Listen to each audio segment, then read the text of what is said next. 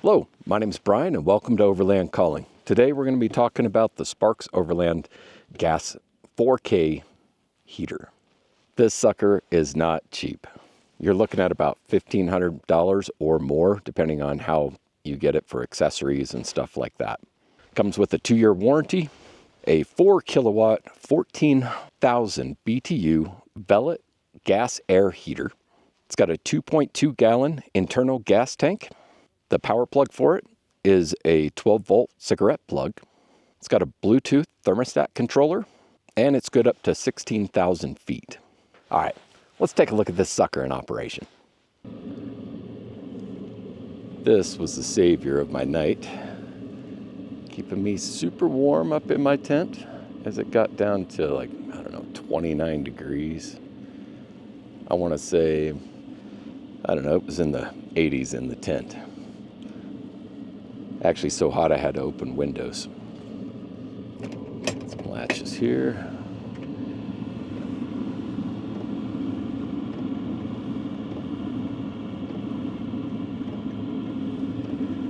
It's not that awful loud.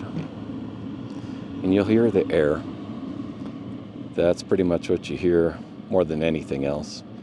Can't hear the ticking of the gas pump. But that's what allows me to get to places like this and stay warm. Because I'm a wimp.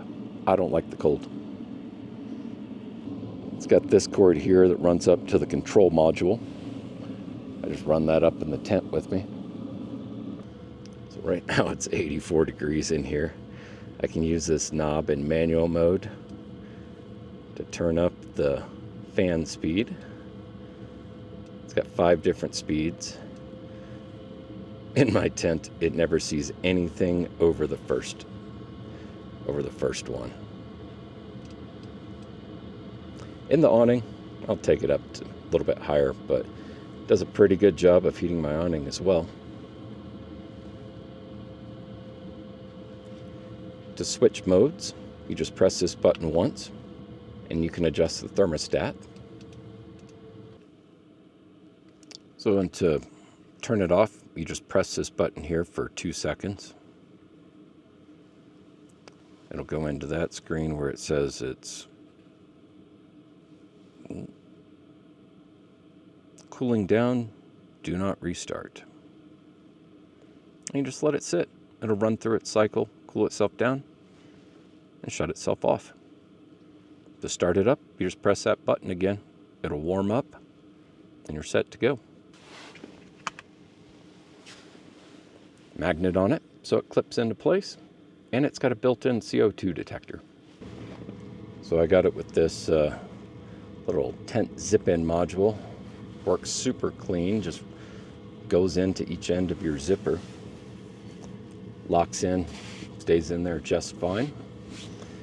It's got an adjustable vent.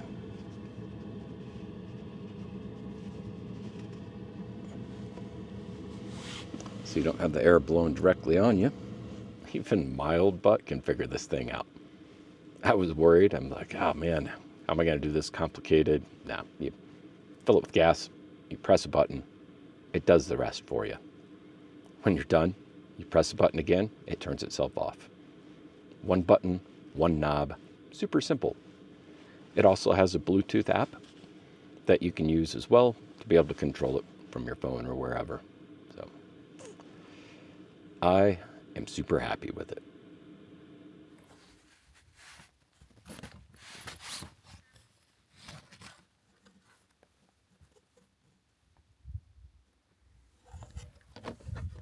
Let's take a little peek at the insides here. The workmanship on this is just, it's spot on. So we've got our fuel system right here. This is your intake, the diesel heater. Look at that nice metal gas tank inside there. This is a pressure relief valve.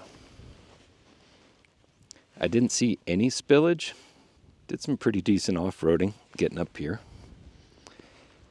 Then you've got the fuel right here, fill port.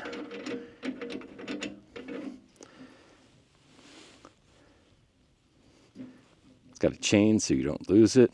How awesome is that?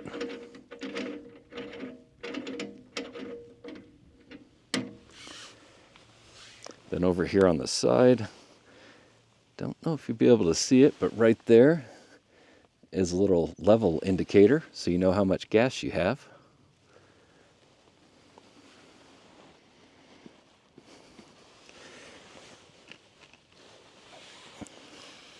This cord here is for the controller. It stays connected all the time. But when you're moving and not using it, you can actually keep it right there. Stayed in place for, gosh, I don't know, 1,500 miles. No problem.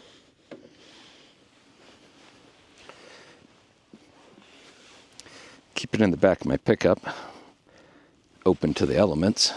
So I appreciate this little guy here. This is a cover for your intake vent.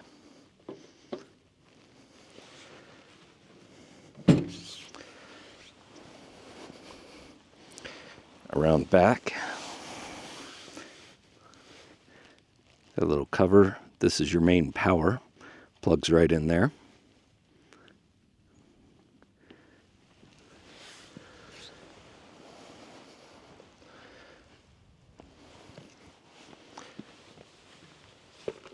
Over here on this side, this is where you've got your vent out. Super heavy duty little ring here. It's all nice and weather sealed. And then there you've got your out vent for your heater. It's going to come with this hose here. This is the tent adapter. If you're doing a tent, spend the extra, like, I don't know, what is it, $50? Highly recommend that. And you get this nice bag here. It holds your various components, you know, whenever you take them off and you're using it so you don't lose them. And it also has a nice fill spout. This thing works extremely well. Fits right in there. So it's one less thing you have to worry about buying.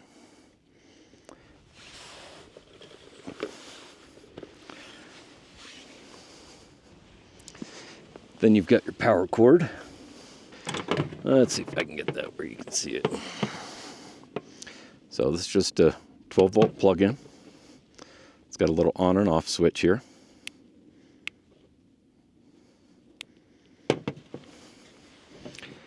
And then this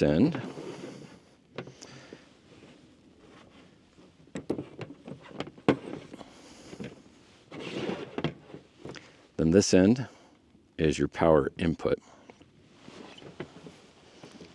It plugs into the back of your heater.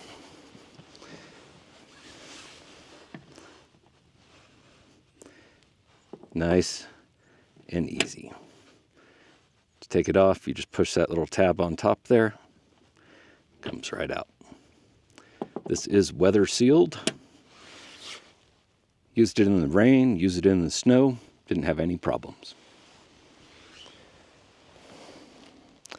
And this is a nice long cord. Let's see here.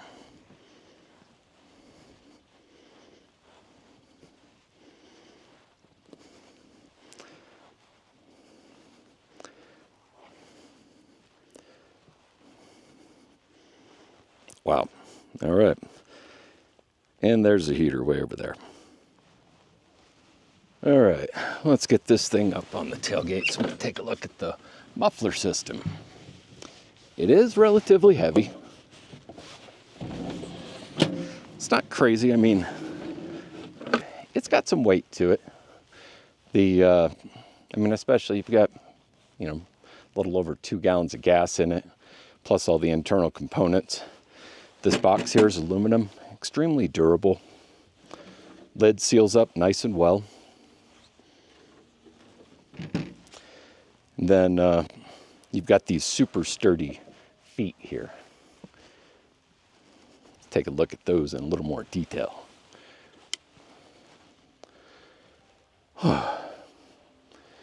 Pardon me for being out of breath, but we're at about 11,000 feet.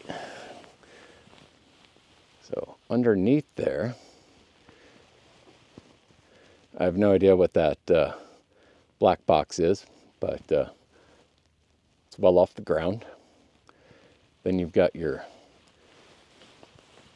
muffler system here. Again, well off the ground. These legs here are super sturdy. Looks like 1/4 inch probably. Aluminum, I'm guessing from the feel of it.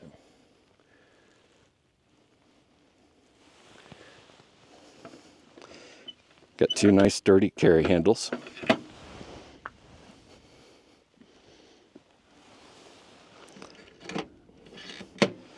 One on each side.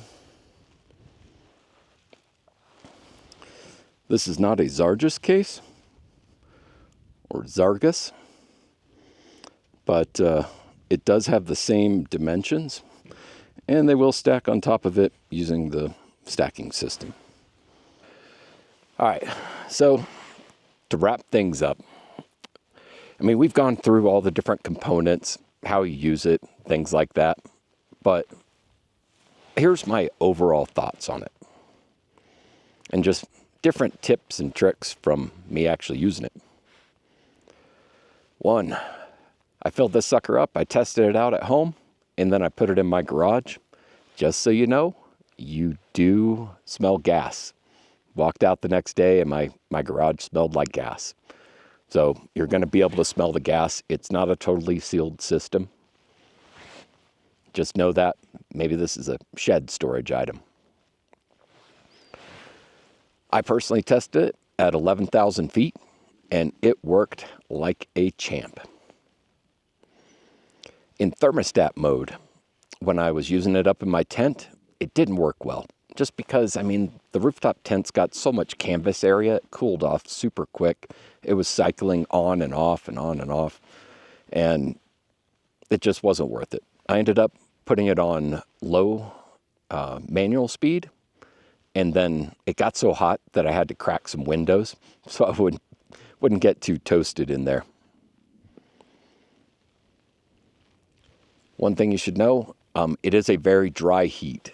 So I woke up in the morning after running it all night. I had chapped lips and all that good stuff. Nice thing is, though, no condensation in the tent.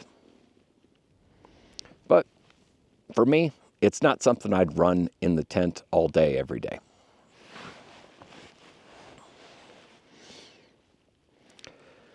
Also, if there's one dig I have on this thing, it's that it needs a larger hose. I had to stack it up and kind of jerry-rig it. It does fit on top of a Milwaukee pack-out case, if you're wondering, for size.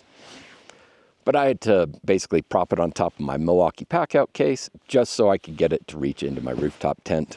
I wish they had a longer hose and something that's a little bit more flexible than the hard one that comes with it. I also use this in my 8x8 enclosed awning. It was 34 degrees outside, and it kept it 61 degrees on the inside. And that's on low fan speed. I also had it snow in the middle of the night, and I had to use it to basically keep the snow from gathering on top of my awning and collapsing it. It did a great job. I ran it all night, and it kept the snow from building up on top of it. Now for power draw. So on startup, I saw it draw about 95 watts. Now for fan speeds, it's got 5 different speeds you can set it to. The lowest, bar 1, is 17 watts for continuous run. An average of 23 watts on the second bar up. Speed 3, 25. Speed 4, 31. And speed 5, fastest it'll go, 41 watts of power draw. Overall impressions of this thing, heads up, I straight love it. Amazing. It's assembled and serviced in the United States. Hey, you can't beat that. Build quality, bar none, some of the best I've ever seen. It's like, I mean, you can tell each one of these units has TLC put into it, tender loving care. Everything is just, every detail's thought of. Was also very easy to operate. Even an old guy like me, figure it out, no problem. It also transports very well in the back of an open air truck going through 1,500 miles of wind, rain, and even some snow. And it does very well on traveling in rough terrain. Came up to the flat tops here, and yeah, it didn't miss a trick. Came up transfer trails, pretty bouncy trail if anybody's ever been on it. No spillage on the inside. Worked like a champ. And last but not least, would I buy it again? If somebody stole this out of my truck and I didn't have it anymore, would I buy it again? Yeah. Yeah, I would. $1,500, I'd eat it and do it again. So I hope this helped you out if you're thinking of getting it. If you've got any questions, anything I didn't cover in the video, by all means, just let me know. I'm sure I didn't catch everything. I'm more than happy to give you any details that I may not have, put in the video. And I'm going to contact Sparks Overland, see if they'll give me a discount code. If they will, I'll put it right down here in the video description. And yeah, oh, I should say, this is not sponsored. I bought this with my own money, and they didn't contact me to make a video or anything like that. I just, 5 days using it, freezing my butt off up here. I loved it, and I want to let the world know. So I hope this helps you out. Till next time, enjoy the ride.